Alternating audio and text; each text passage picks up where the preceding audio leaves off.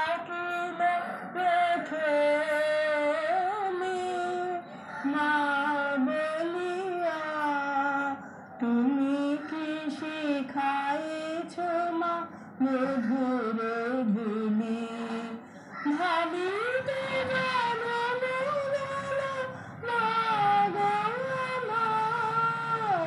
তাই ডাকি আমি কালি কালি, কে তোমারে ডাকিল প্রথমে মা বলিয়া, তুমি কি শিখাইছ মা মধুর বলি? এই গানটি বাদক ভবেন অর্থাৎ বাদক ভবা পাগলা মা শারদামণিকে শুনিয়েছিলেন। মা শারদামণি ছোটবেলায় ভবা পাগলার গান শুনতে ভালোবাসতেন। তিনি বাংলাদেশ থেকে এসেছিলেন সেই 50-51 সনে এখানে এপার বাংলায়। কিন্তু তার আগে ছোটবেলায় তিনি সমাচার অঞ্চলে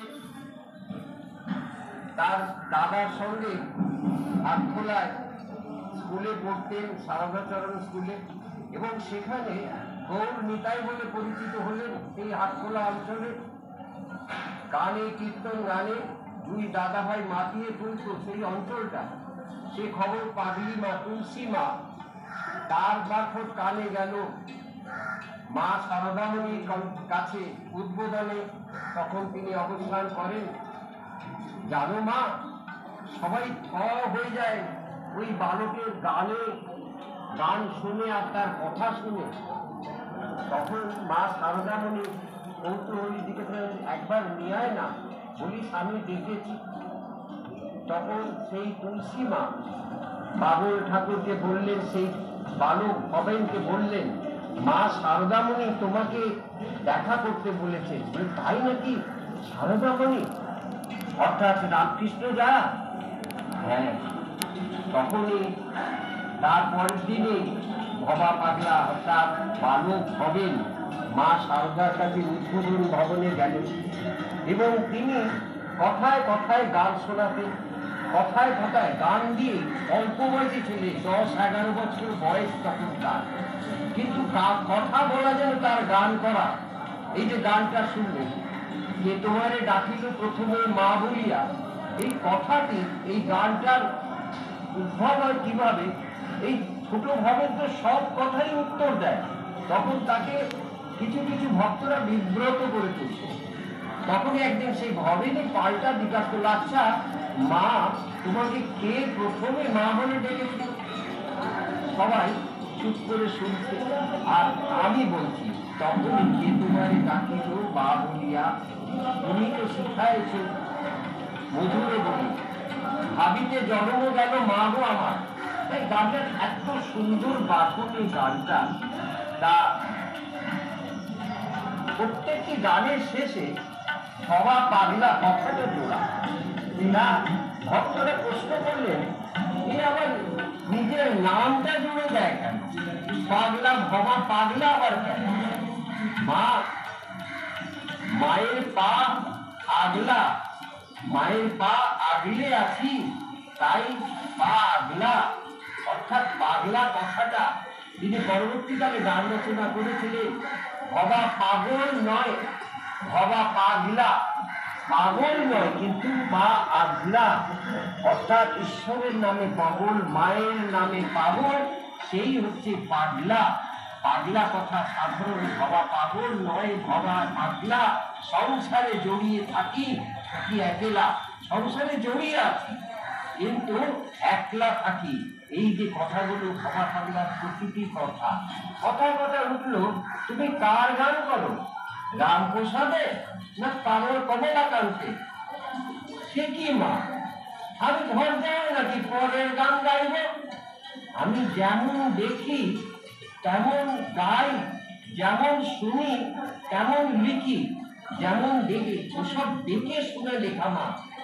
সে কি তুমি দেখতে পাও? এইরকম মা সারদা আশ্চর্য, এ তো সাধারণ কথা নয়, তুমি দেখতে পাও।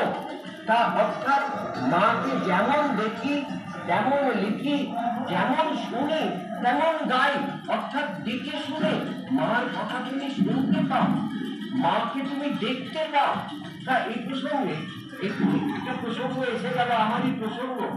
আজকে আমার ৮০ ঊর্ধ্বে বয়স, কিন্তু আমি একটা কথা বলি, আমার জীবনে এই যে একদিন সবাই বলতো এবং তিনি বলতেন, তোমরা যেমন মায়ের সঙ্গে, তোমরা যেমন তোমাদের সঙ্গে কথা বলি, আমিও মায়ের সঙ্গে কথাবার্তা হয়।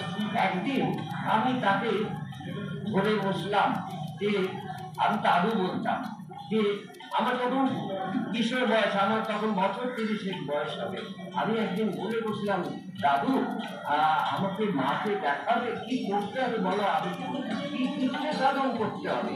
তখন তিনি বললেন, আচ্ছা হবে, এখন বাবা এখন রাত হয়েছে, এখন বাড়ি যাও। এরপরে আমি বাড়ি গেছি, মাঝখানে ষোড়শী ভবন বাগবাজারে, সেই যুগান্তর অফিসের পাশে একটা পুরনো অফিস ছিল, যুগান্তর পত্রিকার অফিস, এই পাশের বাড়ির ষোড়শী ভবনে বাবা পাগলার গান হতো, মাঝে মাঝে যাতায়াত করতেন তিনি, সেইখানে বাবা পাগলার গান হচ্ছে, আর আমি, আমার অভ্যাস ছিল তার একটু বড় সেবা করতাম, একটু পা ধরে থাকতাম, একটু হাত ধরে টিপতাম। হঠাৎ সেদিন পায়ে আমার হাত পড়ার সঙ্গে সঙ্গে সারা গায়ে আমার বিদ্যুৎ ফেলে গেল, এবং তাকে একবার কালী, একবার কৃষ্ণ, একবার শিব, এইভাবে এক ঘন্টা ধরে তাকে টিপতে লাগলাম। এইভাবে আমি স্থির হয়ে গেলাম। আমি তখন মনে মনে ভাবলাম, তার তো একটা গান আছে, আমি বেদ, আমি বেদান্ত, আমি অনন্তের অনন্ত, আমি কৃষ্ণ, আমি কালী, আমি শিব, আমি পৃথিবীর চিরবন্ধু। অর্থাৎ আমি পৃথিবীর চিরবন্ধু, আমি শিব, আমি কালী, আমি বেদ, আমি বেদান্ত। তাহলে তো এর মধ্যেই সবকিছু আছে।